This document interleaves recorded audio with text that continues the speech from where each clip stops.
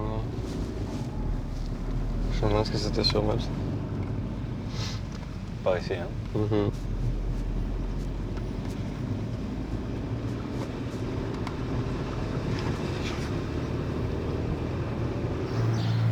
Voilà, il y a les... Avec les poules, c'est cool.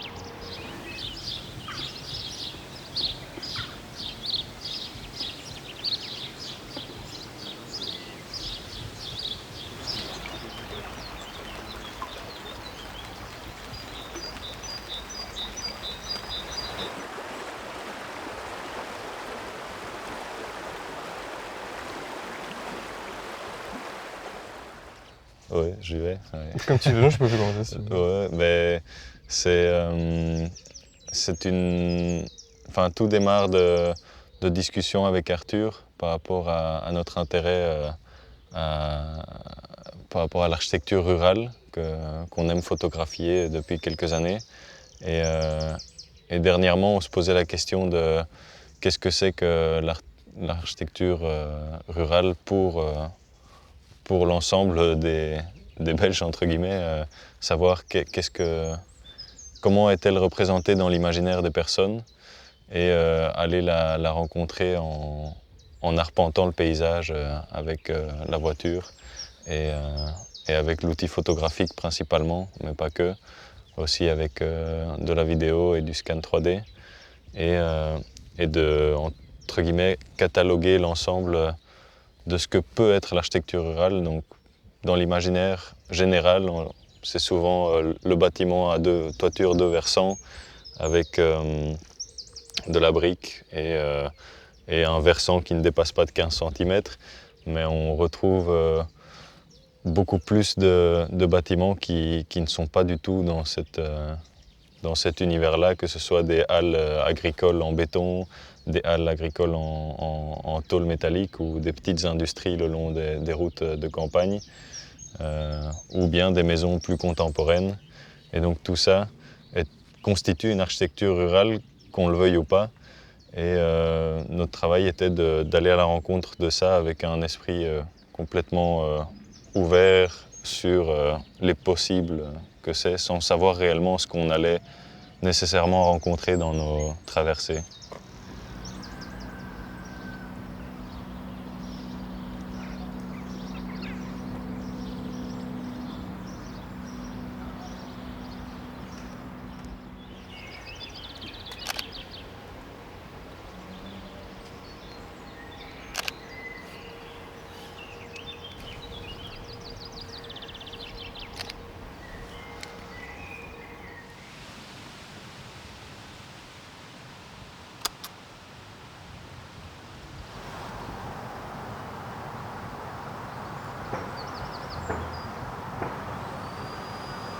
On confronte souvent dans notre pratique à la notion de ruralité, qui est en fait assez vague, mais qui, on l'entend souvent, est cristallisée en fait autour d'une sorte d'esthétique de la pierre, de la brique, de la tuile, etc. Et souvent, ça ne va pas nécessairement au-delà de ça. Et donc, on essaie un peu de creuser ce sujet-là et de voir dans quelle mesure il y a d'autres fondements en fait, derrière ce que ça peut être et comment est-ce qu'on peut essayer d'ouvrir le débat et de permettre à ce que la vision soit un peu plus large que justement seulement cette vision un peu esthétisante d'une architecture vernaculaire qui a du sens et qui est très, très installée localement parce que les matériaux sont...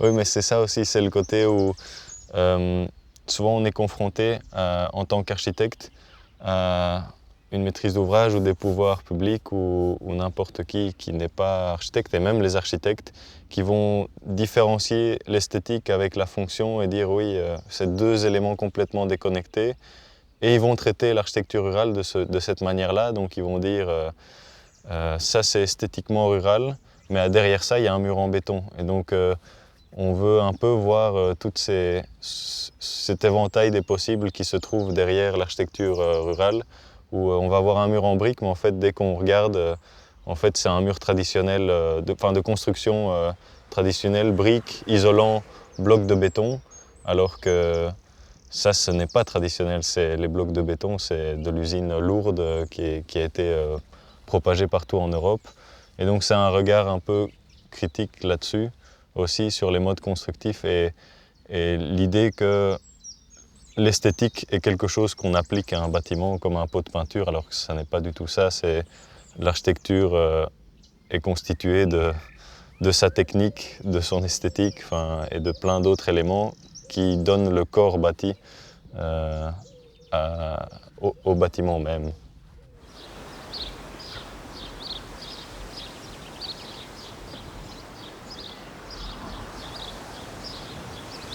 On a un guide parfait qui va nous montrer de la cave au grenier, si j'ai bien compris.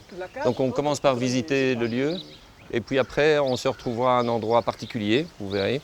On ne vous dit pas tout d'abord, comme ça vous avez un peu de suspense. Et puis au bout de ce suspense, on fera une présentation du projet et vous poserez toutes les questions utiles que vous souhaitez poser. Lisbeth, à toi. Ok, merci. Veuillez me suivre, s'il vous plaît.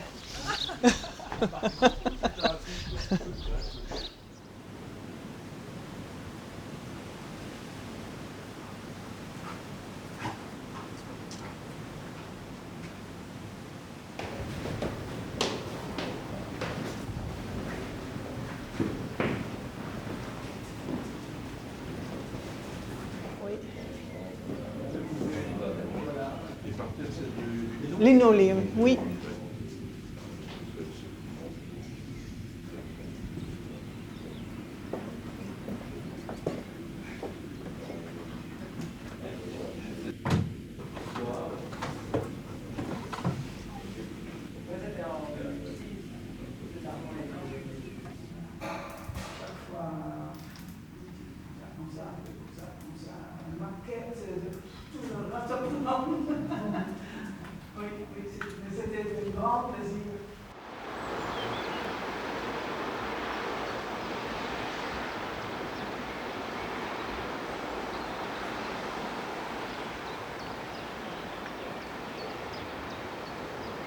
Je regarde toujours ce que je peux apporter sur le plan de la collectivité. Pour chaque maison, c'est toujours la même idée.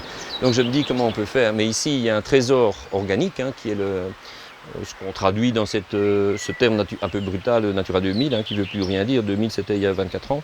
Mais on a une partie normative, mais l'idée effectivement contemplative qui est développée ici, où on voit les genêts apparaître, enfin toutes ces ressources qui sont apparues. Ce matin, dans la visite, vous allez comprendre l'intensité de ce qui se produit ici et qui est invisible, qui n'appartient pas à l'architecture. C'est quand Lisbeth me dit ce matin, regarde, les bouleaux sont dans le terrain pauvre et les terrains, et les genêts aussi, la partie pentue. Tu as vu, les chênes sont dans la partie nourrie par le fleuve. Enfin voilà, c'est sur ça qu'on travaille.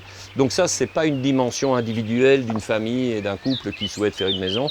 Et de la même manière, je dirais que les exemples que je vous ai cités très brièvement, là où on a trempé nos pinceaux, c'est dans la mémoire collective. La mémoire collective est très, très fort conviée ici.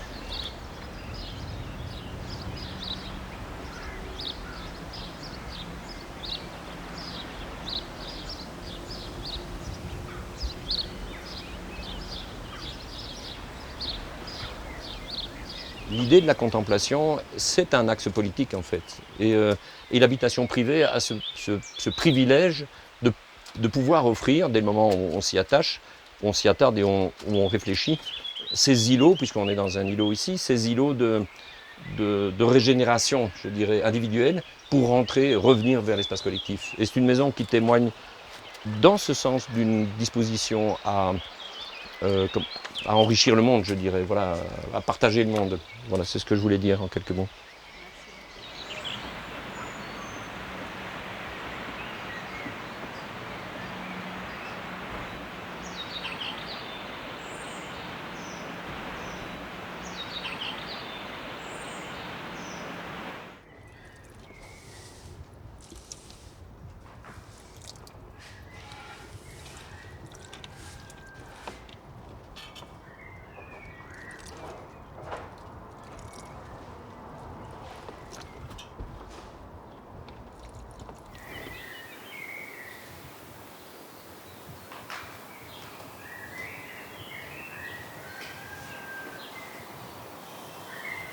Ce que je trouve intéressant dans les territoires qu'on appelle ruraux, c'est le fait que la plus petite densité, le fait qu'il y ait une densité plus faible, permet finalement, à mon sens, des interrelations plus fortes, que ce soit entre les gens, mais aussi avec les ressources locales avec lesquelles on va se nourrir, habiter, etc.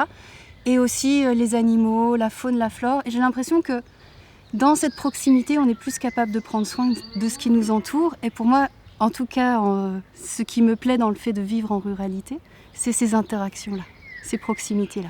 J'aurais plutôt tendance à parler de territoires ruraux plutôt que de ruralité, parce que ruralité, c'est comme s'il n'y avait qu'une seule approche. Or, si on parle des villes, par exemple, il ne nous viendrait pas à l'idée de comparer quelqu'un qui vit dans un bidonville à Calcutta ou quelqu'un qui vit au cœur du 5e arrondissement à Paris. Donc pour moi, je parle plutôt de territoires ruraux, pour parler de tous ces imaginaires aussi qui rentrent en résonance sur ces territoires-là. J'ai l'impression que les enjeux qu'il y a aujourd'hui, c'est déjà d'essayer de comprendre comment la culture urbaine, elle s'est complètement diffusée et finalement, elle a d'une certaine manière remplacé ou écrasé d'autres formes de culture qui ont du mal à trouver de la reconnaissance.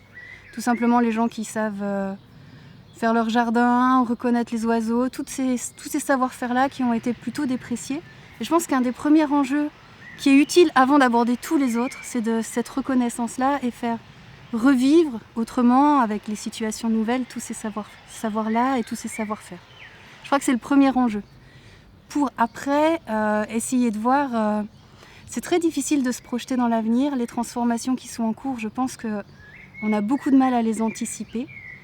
Mais si on prend juste la question énergétique, c'est vrai moi j'ai du mal en tout cas à imaginer l'avenir des grandes villes.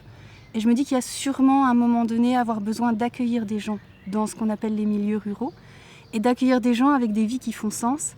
Et justement, je crois que ces savoir-faire, ces manières différentes d'entrer en relation avec ce qui nous entoure, ça peut être ça qui fait sens et c'est plus des images un peu passéistes qu'on associait à la vie à la campagne.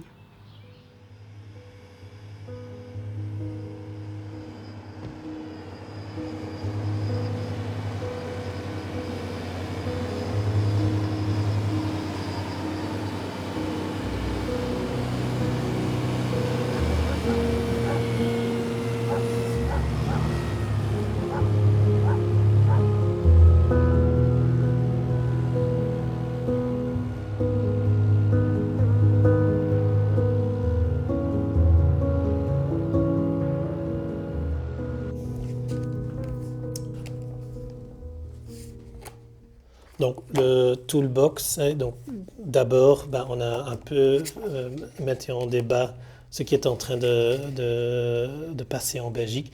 Et c'est cette fameuse carte qui parle de la densification plus vite dans nos territoires ruraux. Donc, mon expertise est beaucoup plus située sur le territoire de Flandre.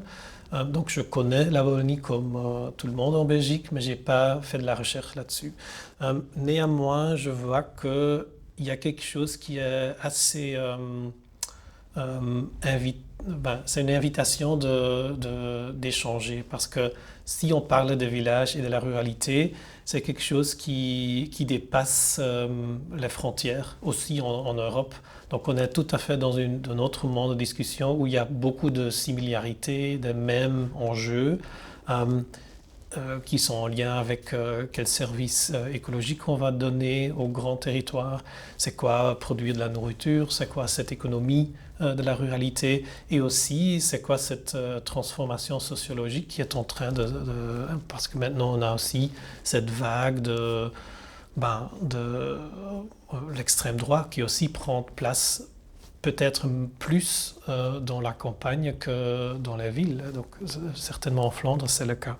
Et donc pour nous, je suis très intéressé pour mieux comprendre est-ce que les architectes et les acteurs qui construisent dans le village, est-ce qu'ils n'ont pas plus à échanger et apprendre de l'un à l'autre hors de cette question de la frontière langage?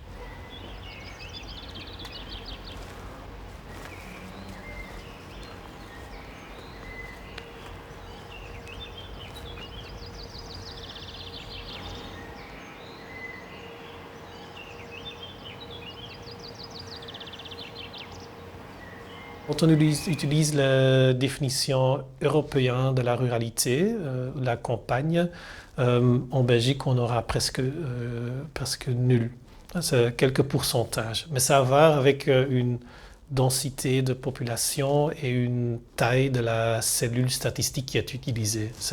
Pour l'Europe, c'est la municipalité.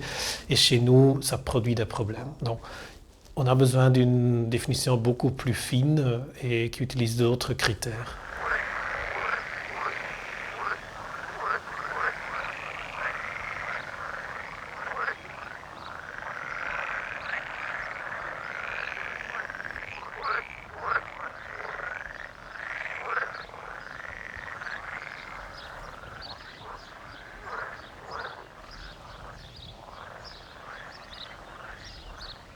Alors j'ai avant tout une expérience de l'Est, de la Belgique, et j'ai envie de dire que, avant tout, on pourrait la définir par rapport à l'agriculture, qui a évidemment beaucoup évolué, pas toujours nécessairement dans le bon sens, la faute à la politique agricole commune, mais elle reste toujours très présente et c'est elle qui, quelque part, soigne nos paysages. Un autre point, mais qui relève beaucoup plus du côté humain, j'ai envie de dire, c'est le lien social, donc l'interconnaissance. Les gens, voilà, on est dans une échelle où tout le monde se connaît dans un village, et ce qui amène une forme de lien social très fort, de solidarité aussi. C'est vraiment très fréquent, je le vis dans mon village. Donc ça, c'est des choses qui pour moi sont vraiment très présentes. La proximité de la nature, évidemment, la proximité de magnifiques paysages qui amènent peut-être une forme de sérénité différente à celle de la ville.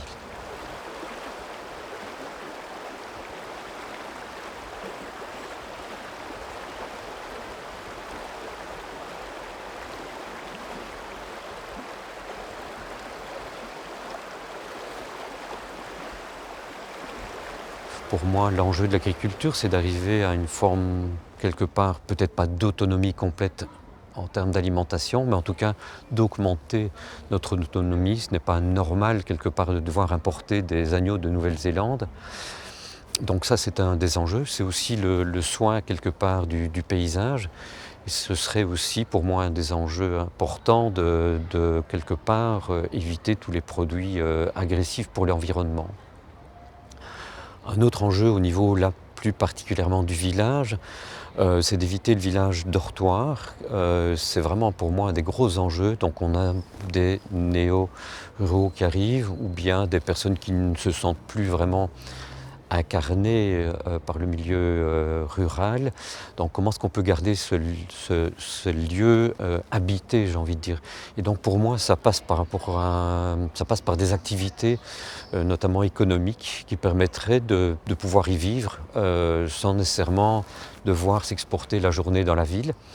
Donc de pouvoir continuer à travailler dans le village comme quelque part l'agriculteur, mais avec d'autres niveaux, parfois beaucoup plus intellectuels évidemment. Donc ça, c'est aussi un élément important. Dans les régions plus touristiques, et là je le vis plus particulièrement dans l'est de la Belgique, à proximité du plateau des Hauts-de-Fagne, où on a énormément de gîtes. Mon village, il y a autant de lits de gîtes que de lits d'habitants. Et donc ça pose des questions d'équilibre qui vont devoir être retrouvées quelque part. Et trouver un équilibre stable.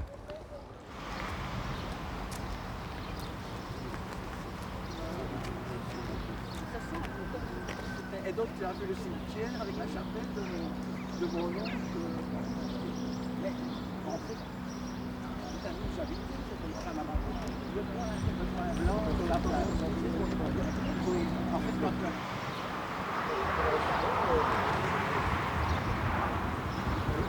Et on a l'adresse ou pas? Il y a le GPS. Bon, attends.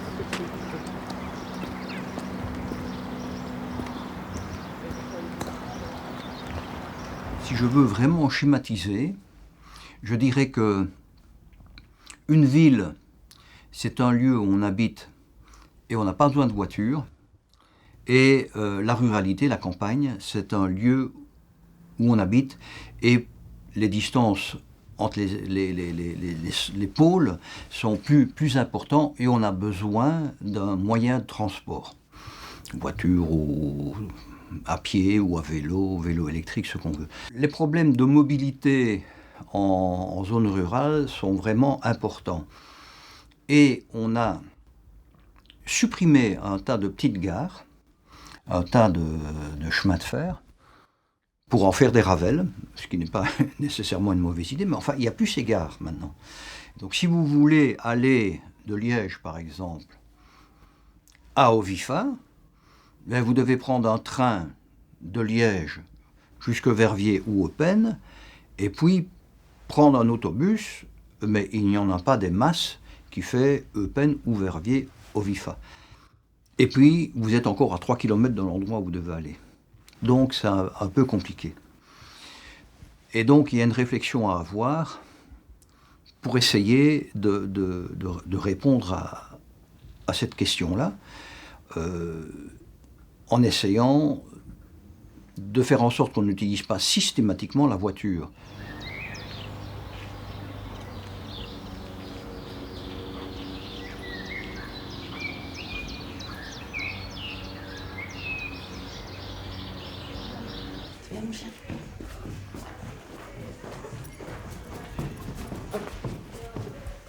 Ce que j'aime vraiment, je dis pas que c'est pas possible en ville, mais je trouve que c'est plus facile dans ces milieux-là de faire en sorte que chaque geste qu'on fait soit politique.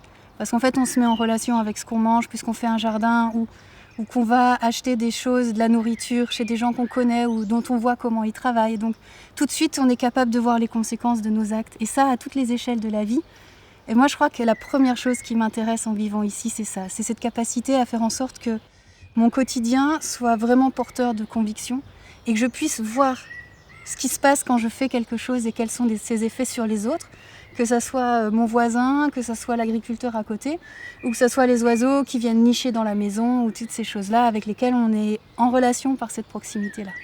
Un des enjeux dans les territoires ruraux aujourd'hui, je crois aussi, c'est d'essayer de trouver des équilibres pour que ce ne soit pas seulement des territoires qui soient au service du tourisme, c'est-à-dire des endroits où on va pour récupérer d'une vie urbaine qui serait pas forcément agréable au quotidien, ni que des territoires qui sont là pour produire de l'énergie pour le monde urbain, ni des territoires qui sont là que pour nourrir le monde. Je trouve qu'il y a vraiment à trouver des formes de nouvelles formes de culture, de vie à la campagne, à la montagne ou dans des territoires moins denses, pour qu'ils soient désirables, mais aussi pour essayer d'autres formes de vie qu'on a du mal à imaginer pour l'instant.